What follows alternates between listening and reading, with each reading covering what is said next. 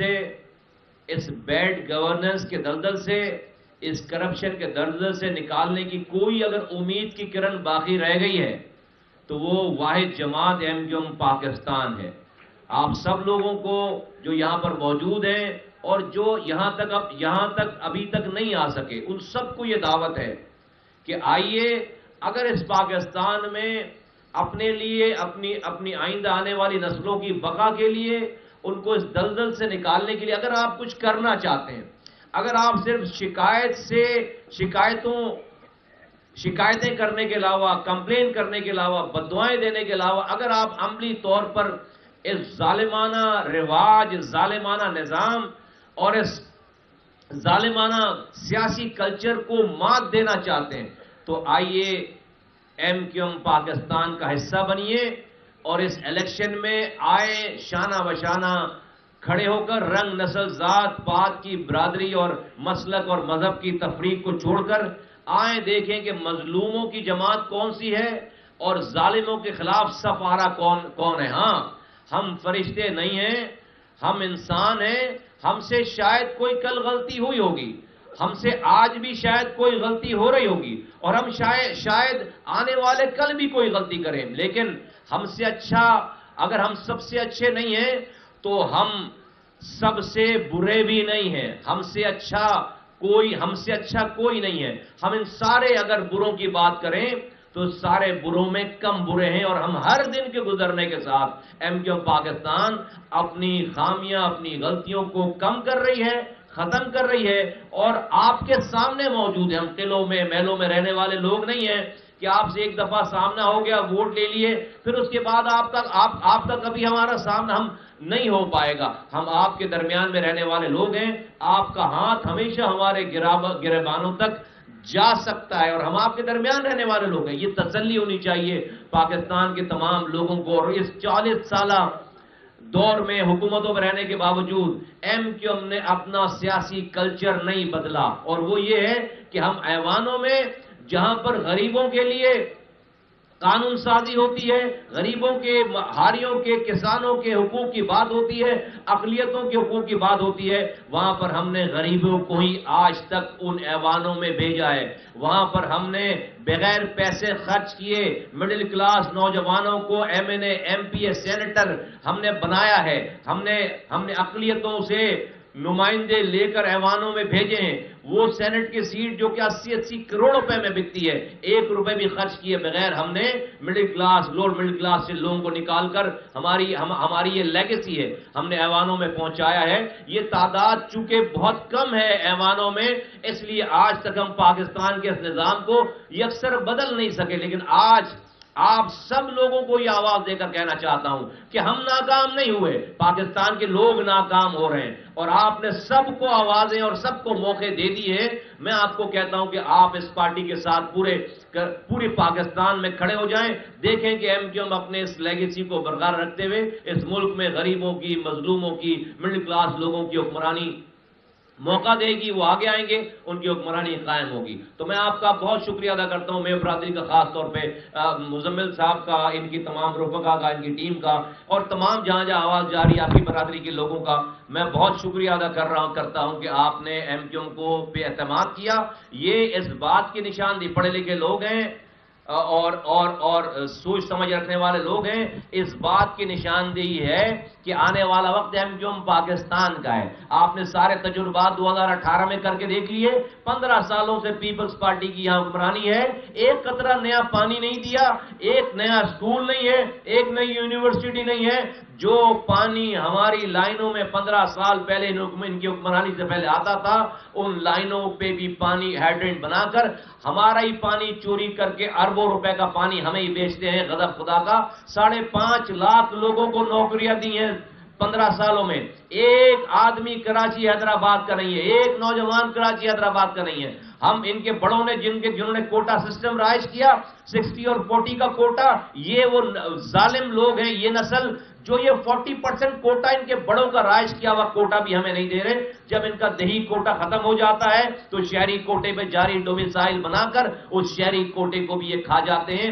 یہ ظلم ہے، اور یہ ظلم کی اب انتہا ہو چکی ہے، اور یہ ظلم انشاءاللہ تعالی جنوری کے آخری ہفتے میں جو الیکشن کی ڈیٹ آئی ہے انشاءاللہ تعالیٰ اس کو ریزہ کر دیں گے، کیونکہ سندھ کا تمام مظلوم تمام پاکستان میں اور سندھ میں بالخصوص اور شہری علاقوں میں تمام مظلوم ایک جھنڈے کے نیچے آ رہے ہیں، اور وہ ایم کیو ایم پاکستان ہے۔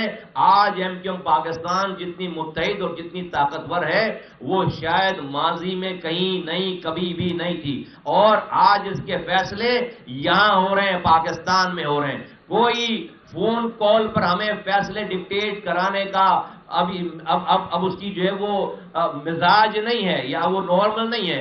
اب ہم جو ہے وہ یہاں گراؤنڈ پہ رہ کر گراؤنڈ ریئلٹیز کو سامنے رکھ کر ہم فیصلے کر رہے ہیں، اور جب ہم فیصلے کر رہے ہیں ہمیں پتہ ہے کہ ہمیں لوگوں کو فیس کرنا ہے۔ ایسا نہیں ہے کہ فیصلے میں بہت دور سے کہیں سے بیٹھ کر رہا ہوں کہ ان فیصلوں کا نہ مجھے کوئی پرواہ ہے، نہ مجھے پبلک ریئیکشن کی پرواہ ہے، نہ میں زمین پر ہوں۔ یہ فیصلے ہم یہیں گراؤنڈ پر، ہماری اولادیں یہاں ہیں، ہمارے آباء و اجداد کی قبریں یہاں ہیں، ہم نے بھی یہی دفن ہونا ہے۔ تو ہم کوئی ایسا فیصلہ نہیں کریں گے کہ جس کا خمیازہ خدا نخواستہ میری نسل کو، میری آئندہ آنے والی نسلوں کو بھگتنا پڑے، کیونکہ ہم نے یہاں سے کہیں نہیں جانا۔ تو یہ بہت بڑا ایک ایویڈنٹ، ایک بہت بڑا سہارا ہے، یہ ایک بہت بڑا کانفیڈنس میجر، ایک آپ کے پاس، تمام کراچی والوں کے پاس ایک کانفیڈنس حاصل کرنے کے لیے ایک بہت بڑا پوائنٹ ہونا چاہیے کہ ہم جو فیصلے کر رہے ہیں وہ لوگ کر رہے ہیں جو گراؤنڈ پر رہ کر یہ کام کر رہے ہیں۔ نا ایم کیو ایم پاکستان آئندہ آنے والے الیکشن میں بھرپور حصہ لینے جا رہی ہے۔ آپ برادری کے تمام لوگوں سے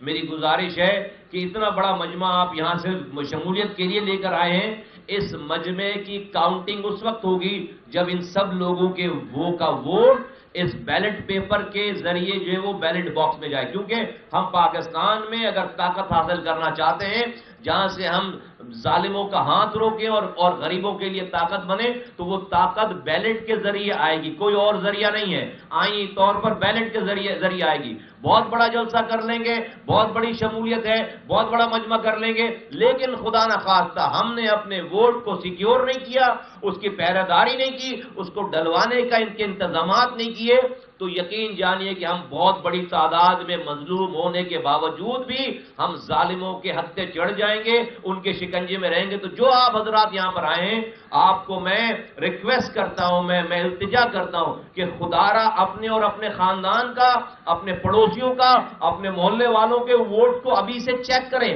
دیکھیں کہ آپ کا نام ووٹر لسٹوں میں ہے یا نہیں ہے، دیکھیں کہ آپ کا آئی ڈی کارڈ اپڈیٹڈ ہے یا نہیں ہے، دیکھیں کہ آپ کے آگے آئندہ آنے والے دنوں میں آپ کا پولنگ اسٹیشن کہاں پڑے گا، آپ کا علاقہ کہاں پڑے گا، اور ابھی سے پورے محلے کے ساتھ تیاری کریں۔ ایم کیو ایم پاکستان کے پاس حرام کمایا ہوا پیسہ نہیں ہے کہ وہاں پر دیگیں چڑھوائیں گے، بریانیاں بٹوائیں گے، لوگوں کو پیسے دیں گے، نئی موٹر سائیکلیں نوجوانوں کو نکال کر دیں گے۔ ایم کیو ایم پاکستان نے دواؤں کے پیسے نہیں کھائے، ایم کیو ایم پاکستان نے کراچی کے لوگوں کا پانی چوری کر کے اربوں روپے کا نہیں بیچ رہے، M Q M Pakistan system نہیں چلا رہی، بلڈنگیں کچھ چھتیں نہیں ڈلوا رہی، جو لوگوں کی زمینوں پہ قبضہ نہیں کروا رہی ہے، سسٹم کوئی اور چلا رہا ہے، یہ ساری ڈاکہ زنی، یہ غبن کوئی اور کر رہا ہے۔ تو جو آپ کے ہی بچوں کے دواؤں کے پیسے لوٹ کر، آپ کے بچوں کے تعلیم کے پیسے لوٹ کر، آپ کہیں پانی چوری کر کے اگر وہ ہزاروں سینکڑوں ارب روپے کما رہے ہیں، اس میں سے اگر 2-4 کروڑ روپے آپ کو اس الیکشن کی مد میں خرچ کر دیے، تو خدا کی قسم یہ آپ ہی کے خون کے اور پسینے کو چوس کر وہ آپ کو واپس دے رہے ہیں۔ آپ اس جرم کا حصہ نہ بنے۔ میں نوجوانوں کو کہتا ہوں، اس لوگوں کی لوٹی ہوئے اس پیسے کو اپنے اوپر استعمال کروا کے، ان کی بریانی کی دیگیں کھا کر، ان کی موٹر سائیکلیں لے کر، ان سے پیسے لے کر، ان کی کیمپین چلا کر آپ اس جرم کے، غریبوں کے لوٹے ہوئے پیسے میں حصے دار نہ بنے۔ یہ ظالم لوگ ہیں، چند دنوں تک آپ کی آؤ بھگت کریں گے، الیکشن ہو جائیں گے، یہ آپ کو نہیں پوچھیں گے، اور یہ جس طرح سے 15 سالوں سے انہوں نے کراچی کو بھی لاڑکانہ اور خیر پور اور ٹنڈو آدم بنانے کی کوشش کی ہے، یہ پورے پاکستان کو اسی طرح سے جو ہے وہ نیست و نابود کھا جانا چاہتے ہیں، اپنا سسٹم نافذ کرنا چاہتے ہیں۔ تو الحمدللہ ایم کیو ایم پاکستان موجود ہے، اور ایم کیو ایم پاکستان ایسا نہیں ہونے دے گی۔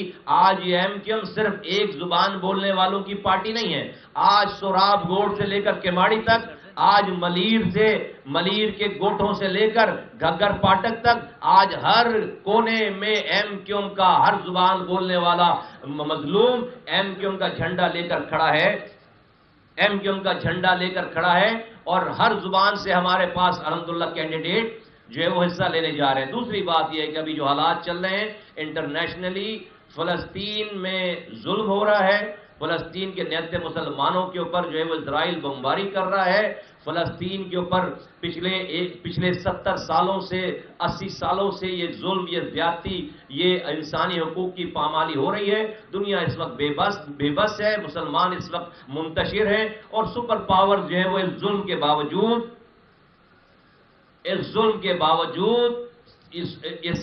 اسرائیل کا ساتھ دے رہے ہیں۔ ایم کیو ایم کے کنوینر نے اب سے 10 دن پہلے اسی جگہ بیٹھ کر پریس کانفرنس میں ایم کیو ایم کے موقف کی موقف کا اعلان کیا۔ میں آپ کے سامنے اس بات کو دہراتا ہوں کہ ہم فلسطین کے مظلوم فلسطینیوں کے ساتھ کھڑے ہیں۔ ہم صرف باتوں کی حد تک نہیں، ہم حکومت پاکستان سے یہ التجا کرتے ہیں، یہ زور دیتے ہیں، یہ ان سے گزارش کرتے ہیں کہ خدارا اپنے فورن آفس کو استعمال کر کے مسلمان ممالک میں OIC والی کانفرنس کی صرف بات نہیں، حتمی اور عملی طور پر ایسی لابنگ کی جائے، ایسی بات کی جائے۔ پاکستان ایک بہت اہم ملک ہے کہ جہاں پر ہم اسرائیل کو اس کی جارحانہ اقدامات سے اس کو روک سکیں، اس کے ظلم سے روک سکیں۔ بچوں کو مار رہے ہیں، عورتوں کو مار رہے ہیں۔ حماس نے اگر ان کے اوپر یہ ریٹیلیشن کی ہے، حماس نے اپنے ملک، اپنے لوگوں کا دفاع کرنے کے لیے کام کیا ہے۔ کوئی یہ امن کا گہوارہ نہیں تھا فلسطین کا ٹکڑا کہ جہاں پر حماس نے پہلی دفعہ یہ کارروائی کر دی ہے۔ وہ روزانہ مار رہے ہیں، وہ روزانہ سالوں سے سال سے مارتے چلے جا رہے ہیں۔ پہلی دفعہ ان کو بھی مرنا پڑا ہے، اس لیے دنیا میں بڑی بے چینی ہے۔ تو میں پاکستان کا موقف بڑے واضح طور پر یہ کہنا چاہتا ہوں کہ پاکستان کے حکمرانوں کو یہ کہنا چاہتے ہیں کہ اپنے فورن آفس کو استعمال کر کے، اپنے تمام دوسرے جو ڈپلومیٹک ٹائز ہیں اس کو استعمال کر کے فلسطینیوں کے لیے کوئی ڈیٹرنس کریٹ کریں، کہیں سے اسرائیل کو روکا جائے، اس کی اکانومی کو خدشہ ہو، اس کی پروڈکٹ کو خدشہ ہو۔ مسلم ممالک میں اس کی جو کمپنیز چل رہی ہیں، اس کی جو اکانومی چل رہی ہے، جس اکانومی سے وہ فائدہ اٹھا رہے ہیں اور اس سے اپنے بم برسا رہے ہیں مسلمانوں کے اوپر، فلسطین کے نہتے مسلمانوں کے اوپر، اس کو کہیں نہ کہیں کوئی نہ کوئی رکاوٹ ہو۔ اور اس سلسلے میں ایم کیو ایم پاکستان جہاں جب جیسے جو کردار ادا کرنا چاہے گی، کر سکتی ہے، وہ کرے گی۔ آج اس سلسلے میں رابطہ کمیٹی کی ایک ایمرجنسی میٹنگ شام 7 بجے اورنگی کے جہاں ہمارا جلسہ ہو رہا ہے جرمن گراؤنڈ میں، وہاں چونکہ 7 بجے پریس کانفرنس ہے کنوینر کی، وہاں پر وہیں ایک میٹنگ رابطہ کمیٹی کی بلائی گئی ہے ایمرجنسی میں اسی فلسطین کے ٹاپک کے اوپر۔ اور آج ایم کیو ایم پاکستان اس میٹنگ کے بعد فلسطین کے حوالے سے اپنے اگلے موقف کا اعلان بھی کرنے جا رہی ہے۔ یہ امت مسلمہ کا مسئلہ ہے، ہم کسی رنگ نسل زبان مسلک سے تعلق رکھتے ہوں، ہم کلمہ پڑھنے کلمے کے نام پر یہ ملک آزاد ہوا تھا۔ قائد اعظم محمد علی جناح رحمۃ اللہ علیہ نے کشمیر کے بارے، فلسطین کے بارے میں اور اسرائیل کے بارے میں جو اپنے موقف کا اعلان کیا تھا اسرائیل کے بننے پر، اس کو ایک ناجائز ٹیریٹری اور ایک ناجائز خطہ قرار دیا تھا۔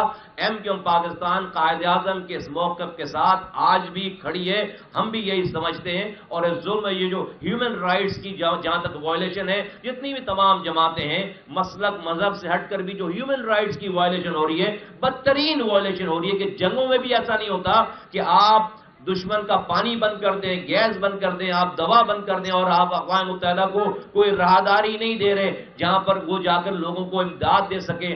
ہزاروں لوگ زخمی پڑے ہیں، ہزاروں کی تعداد میں لوگ مارٹر شہید ہو چکے ہیں اور کسی دنیا سے کوئی ایڈ نہیں پہنچ رہی۔ ہم سب لوگوں کو یہ اسلام کلمے کے نام پر بنا ہوا یہ ملک ہے، ہماری بھی ذمہ داری آتی ہے۔ مسلمان ایک جسم کے مانند ہے، کسی ایک جسم کے حصے کو کوئی تکلیف پہنچے، پورے جسم کو تکلیف ہونی چاہیے۔ ہم کچھ کر نہیں سکتے آج عملی طور پر، لیکن ہم آواز ضرور اٹھا سکتے ہیں، اور ایم کیو ایم پاکستان اس حوالے سے اپنی ذمہ داریاں انشاءاللہ تعالی پوری کرے گی اور کر رہی ہے اس حوالے میں. جو بھی اللہ تعالیٰ نے ہمیں سکت دی ہے ہم اس حوالے سے اپنی ذمہ داری پوری کریں گے. میں آخر میں تمام سندھ کی برادریوں، پاکستان کی برادریوں کو کہتا ہوں کہ ایم کیو ایم پاکستان کے علاوہ آپ نے سب کو آزما کے دیکھ لیا. آج ملک ہمارا بالکل پستی کے عالم میں چلا گیا ہے.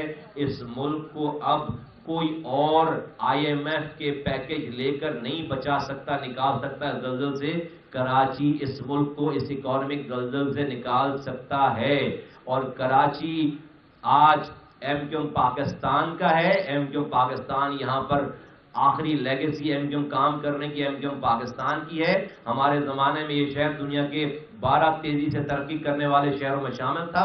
آج ایم کیو ایم پاکستان کے بغیر 15 سالوں سے پیپلز پارٹی کی حکمرانی ہے. یہ شہر دنیا کے 4 بدترین رہنے والے شہروں میں شامل ہو گیا. انسانوں کے رہنے کی بدترین، دنیا میں 4 اگر بدترین جگہ ہیں تو وہ اس میں سے ایک جگہ کراچی ہے. یہ official worst living cities in the world میں یہ آفیشیل رینکنگ ہے. ہم ہی اس شہر کو دوبارہ روشنیوں کا شہر بنا سکتے ہیں. اور ہم اس کو جب تک کراچی نہیں چلے گا پاکستان آگے نہیں چل سکتا، نہیں بڑھ سکتا. تو اگر پاکستان بچانا اور چلانا ہے تو کراچی کو اپنے پیروں پر کھڑا ہونا پڑے گا، اور اس کو کوئی اور اپنے پیروں پر کھڑا نہیں کر سکتا. ایم کیو ایم پاکستان نے پہلے بھی اس کو اپنے پیروں پہ کھڑا کیا ہے، روشنی کو شہر بنایا ہے. ہم اسے اس سے اچھا روشنی کو شہر دوبارہ بنانے جا رہے ہیں انشاءاللہ تعالی.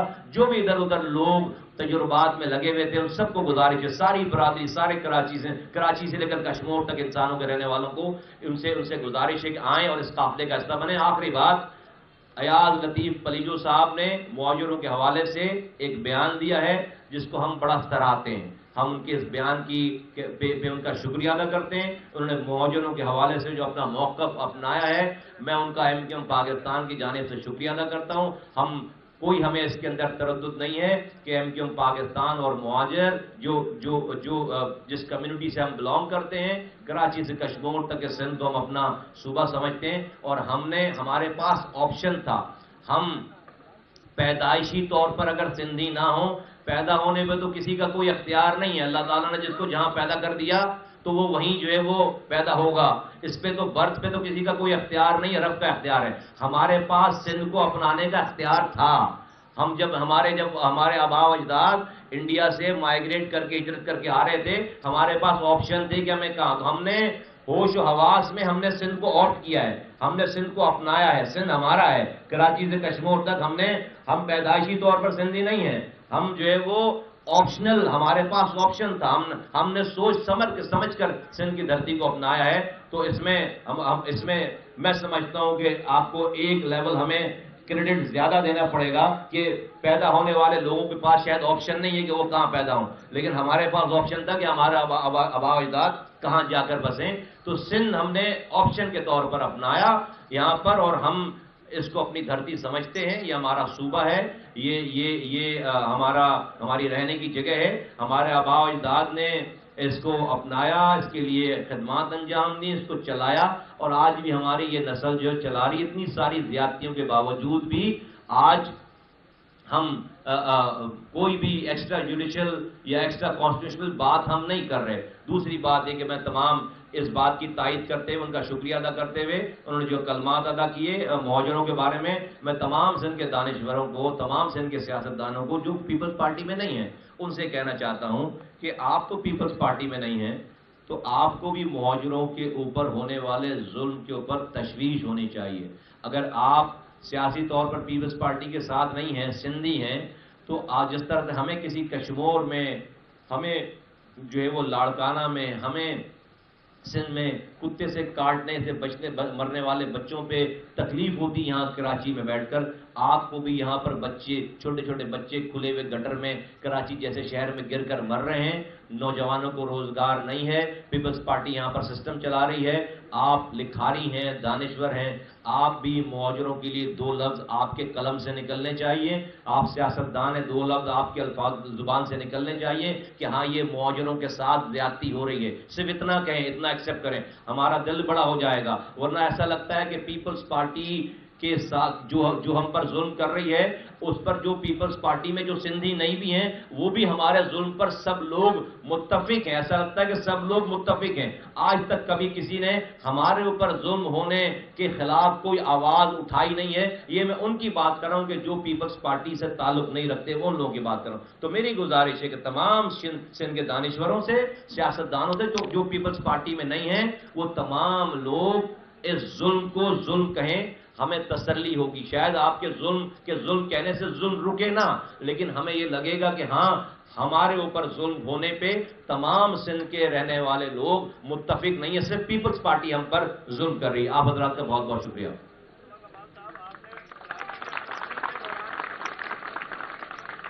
آپ نے ٹینکر کے ذریعے پانی فروخت کرنے کی بات کی، اس کو ڈیجیٹلائز کیا جا رہا ہے اور ٹینکر کو باقاعدہ مانیٹرنگ ہو رہی ہے، یہ کام ہو رہا ہے. لیکن دوسری طرف ہم کینال جو ختم ہو گئی ہے، 40 سال اس کی عمر کی پوری ہو گئی ہے اور ورلڈ بینک سے 2000 ارب روپے قرضہ لیا گیا ہے.